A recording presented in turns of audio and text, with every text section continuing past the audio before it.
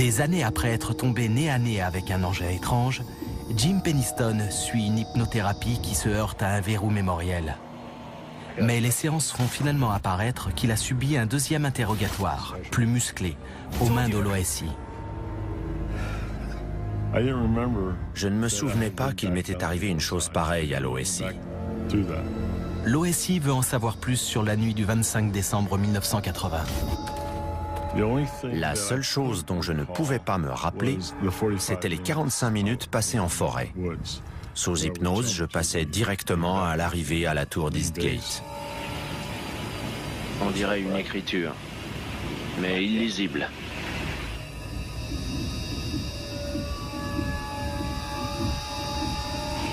Il faut que je la touche.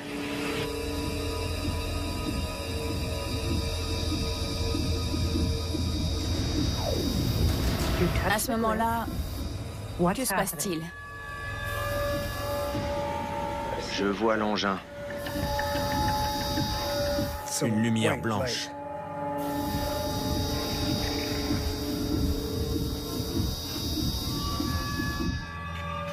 Ça m'est revenu.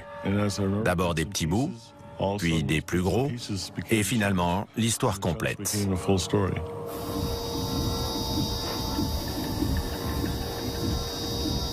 Ils ont pour mission de prendre contact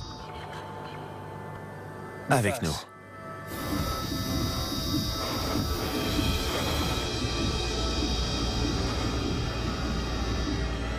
Ils voyagent dans le temps. Ils sont nous. De quelle époque? Du futur. Quand je me suis entendu en visionnant le film, j'ai cru que c'était un autre qui parlait. Je n'en revenais pas parce que ce genre de choses me semblait inconcevable. Pour moi, le voyage dans le temps, c'était un film sorti en 1960 intitulé « La machine à explorer le temps », d'après H.G. Wells. Voyager dans le temps relève-t-il seulement de la science-fiction? Ronald Mallett a consacré sa carrière à l'étude d'une théorie qui fait polémique. Normalement, le temps s'écoule de manière linéaire, passé, présent, puis avenir. Mais d'après la théorie de la relativité générale d'Einstein, le temps peut être modifié par la gravitation. Plus la gravitation est forte, plus le temps ralentit.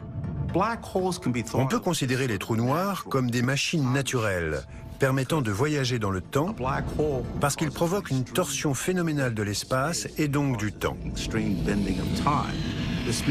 Plus on approche d'un trou noir, plus la gravitation augmente, donc plus le temps ralentit. Par conséquent, au bord d'un trou noir, le temps est presque à l'arrêt. Si je tords le temps pour obtenir une boucle, je peux aller du passé au présent ou au futur à l'aide de la lumière.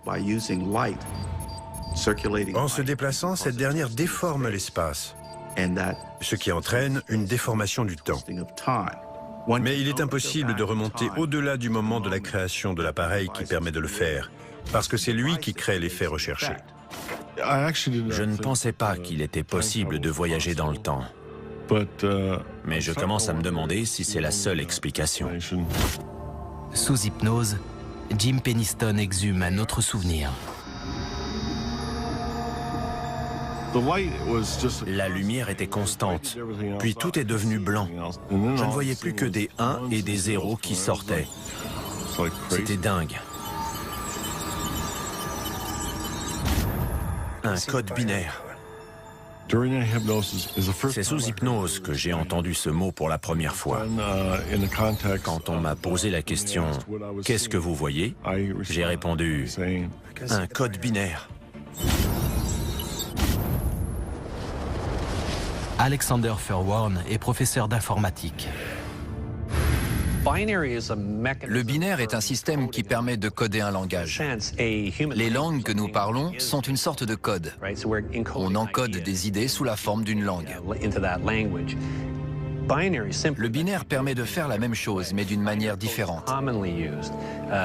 On l'utilise fréquemment pour crypter des messages secrets. Au début des années 80, ce code n'était pas très connu. On commençait seulement à l'utiliser de façon commerciale sur le marché américain. Quelque chose me dit qu'en 1980, Jim Penniston n'aurait sûrement pas été capable d'écrire en code binaire. Ce n'est ni un mathématicien, ni un cryptographe. Il ne connaît pas ce code. J'ai gardé le calepin. J'ai toujours été persuadé que ces chiffres avaient un sens. Et j'ai demandé à une entreprise de les analyser. Le problème du binaire, c'est que si on n'a pas la clé pour le décoder, on peut interpréter les 0 et les 1 de nombreuses façons. Si une seule personne les interprète, elle exprime son avis. Mais si 3 personnes qui ne se connaissent pas en donnent la même interprétation, et si ce message a du sens, alors c'est bien un code.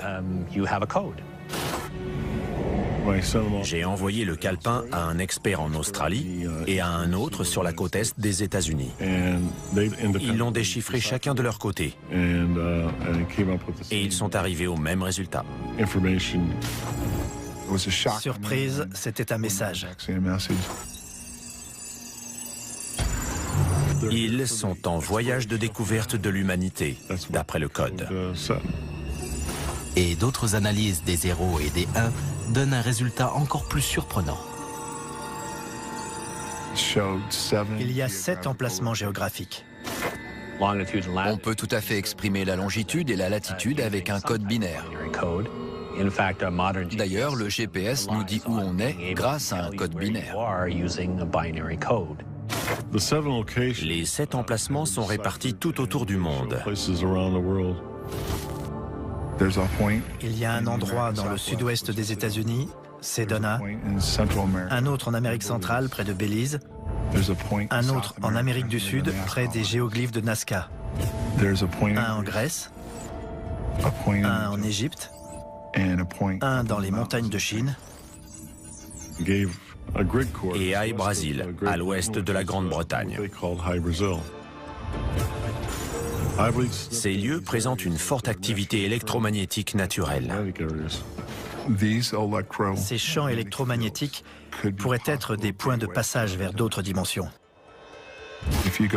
Dans ces endroits, il y a des représentations qui montrent des rencontres avec des choses venues de l'espace. Jim Penniston et John Burroughs sont convaincus d'être entrés en contact avec des voyageurs temporels venus du futur, en forêt de Rendlesham. Mais l'armée de l'air américaine continue de démentir. Je pense que l'armée a conscience que l'incident de cette nuit-là était bien un phénomène de ce genre. La version officielle de l'US Air Force, c'est qu'il ne s'est rien passé dans les bases de Bentwaters et Woodbridge à ces dates-là. Je n'exclus pas la possibilité d'un phénomène extraterrestre, mais je n'ai connaissance d'aucune preuve irréfutable en ce sens. Pour ma part, l'incident reste inexpliqué. Quand j'ai rencontré Jim et John, j'ai vu dans leurs yeux que cette histoire les hantait. Quand on a discuté de cet incident, au ton de leur voix, j'ai senti qu'ils étaient toujours tourmentés. Plus on approche de la réponse, mieux c'est. Je veux, pour tourner la page, comprendre sur quoi on est tombé en décembre 1980.